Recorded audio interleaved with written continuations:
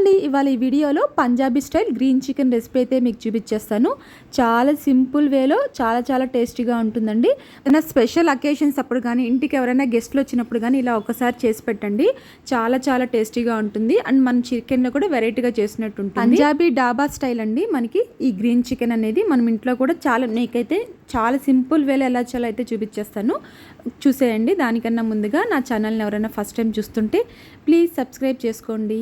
ఇంకా చూసేద్దామా. ముందుగా అయితే 1/2 kg చికెన్ని తీసుకొని 2-3 సార్లు బాగా కడగాలి.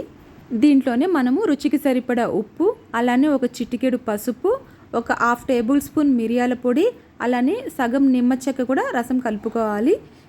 దీంట్లోనూ ఒక పెద్ద టేబుల్ స్పూన్ అంత పెరుగు అయితే వేసుకోవాలండి. ఇదంతా కూడా మనము బాగా కలుపుతూ అయితే ఈ చికెన్కి పట్టేటట్టు బాగా మిక్స్ చేసుకోవాలి. ఇక్కడ చూపిస్తున్నట్టు బాగా అయితే కలుపుకోండి ముక్కలకి పట్టేటట్టు.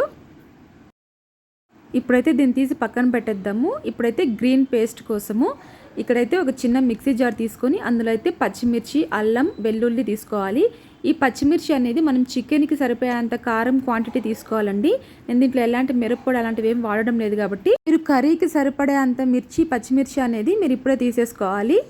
నేనైతే ఇక్కడ నా 1/2 kg చికెన్కి ఎంత మిర్చి కావాలో అంత అయితే తీసేసుకున్నాను. 1/2 బౌల్ కొత్తిమీర, అలానే ఫుల్ బౌల్ పుదీనా అయితే తీసుకొని ఇలా మెత్తని పేస్ట్ లాగా అయితే చేసుకోవాలి. ఇక్కడ చూపిస్తున్నట్టయితే మెత్తగా పేస్ట్ లాగా చేసుకోండి. ఇలా గ్రీన్ పేస్ట్ని తీసుకుని వచ్చి మనం ముందుగా మ్యాగ్నేట్ చేసి పెట్టుకున్న చికెన్లో అయితే వేసి ఇదంతా కూడా బాగా మిక్స్ చేయాలి. ఇక్కడ చూపిస్తున్న విధంగా అయితే ముక్కలకి పట్టేటట్టు బాగా కలుపుకోండి. ఇప్పుడు ఇలా కలుపుకున్న ముక్కల్ని మనం ఫ్రిడ్జ్లో అయితే ఒక 1 అవర్ వరకు మ్యాగ్నేట్ చేయాలండి. ఇలా చేయడం వల్ల చికెన్ అనేది చాలా జ్యూసీగా అండ్ టెండర్గా టేస్టీగా ఉంటుంది. ఇప్పుడు అదే మిక్సీ జార్లో మసాలా కోసము 4-5 లవంగాలు, ఒక చిన్ని దాల్చిన చెక్క, అలానే 1/2 టేబుల్ స్పూన్ జీలకర్ర, 1/2 టేబుల్ స్పూన్ సోంపు, 1 టేబుల్ స్పూన్ ధనియాలు, 2-3 ఏలకులు, అలానే ఇందులో నేనైతే నువ్వులు వేస్తున్నానండి. మీకు నచ్చితే మీరు జీడిపప్పు కూడా వేసుకోవచ్చు.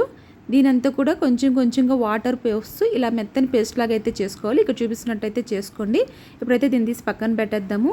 ఇప్పుడు చికెన్ కోసము ముందుగా స్టవ్ పైన ఒక బాణాలు పెట్టి ఆయిల్ పోయాలి. ఆయిల్ అనేది కొంచెం వేడెక్కిన తర్వాత బిర్యానీ దినుసులు ఉంటాయి కదా, అవన్నీ అయితే మనం వేసేసుకోవాలి. ఇది ఒక 2 నిమిషాలు అలా చిటపట్ట అన్న తర్వాత దీంట్లోనే సన్నగా కట్ చేసి పెట్టుకున్న ఆనియన్స్ అనేది వేసుకోవాలండి. ఇలా ఆనియన్స్ అనేది సన్నగా ఉంటేనే టేస్ట్ అనేది బాగుంటుంది. దీంట్లోనే ఒక రెబ్బ కరివేపాకు వేసి ఆనియన్ అనేది కొంచెం సేపు ఫ్రై చేసుకోవాలి. ఎక్కువ ఫ్రై అవసరం లేదండి, ఆనియన్ అనేది లైట్గా మగ్గితే సరిపోతుంది. ఇక్కడ చూపిస్తున్న విధంగా అయితే ఫ్రై చేసుకోండి. ఇప్పుడు ఇందులోనే మనం ముందుగా మ్యాగ్నేట్ చేసి పెట్టుకున్న చికెన్ ఉంది కదా, దాన్ని అంతా కూడా వేసేసుకోవాలి.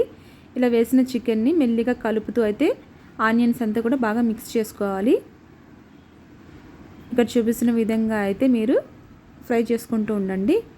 ఇది మధ్యలో మూత పెట్టేసి మధ్యలో ఒకసారి అలా కలుపుతూ అయితే మనము ఒక 50% ఉడికేంత వరకు అయితే కుక్ చేసుకోవాలి.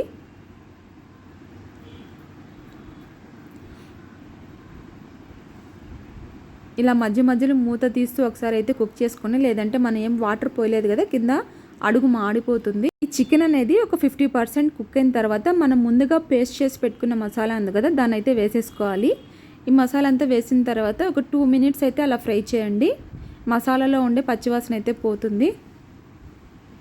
ఈ చికెన్ అనేది ఒక 2 నిమిషాలు ఇలా కలుపుతూ అయితే మీరు ఫ్రై చేసుకోండి, కింద మాడకుండా.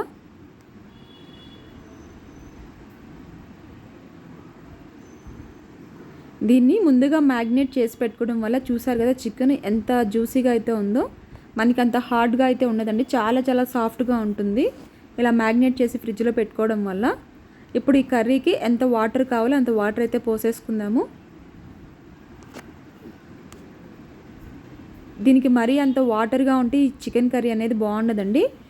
అలా అని చెప్పి మరీ థిక్గా ఉంటే కూడా బాగుండదు. మీరు కొంచెం ఇలా మీడియంగా చూసుకొని వాటర్ పోసుకోండి. ఇప్పుడైతే మనం మూత పెట్టేసి ఈ చికెన్ అనేది మెత్తబడేంత వరకు మనం బాగా కుక్ చేసుకోవాలి. ఒక 5 to 10 minutes అయితే పడుతుందండి. మీరు ఇదైతే ఒక 10 నిమిషాలు మీడియం ఫ్లేమ్లో పెట్టేస్తే చాలండి, మనకి కర్రీ అనేది రెడీ అయిపోతుంది. అంతే అండి, మన గ్రీన్ చికెన్ కర్రీ అయితే రెడీ అయిపోయింది. ఇది బిర్యానీలో కానీ, రోటీ, చపాతీలో, రైస్లో కానీ దేంట్లోకైనా చాలా టేస్టీగా ఉంటుంది. మీరు కూడా ఒకసారి డెఫినెట్గా ట్రై చేయండి. కొంచెం వెరైటీగా చేసినట్టు కూడా ఉంటుంది.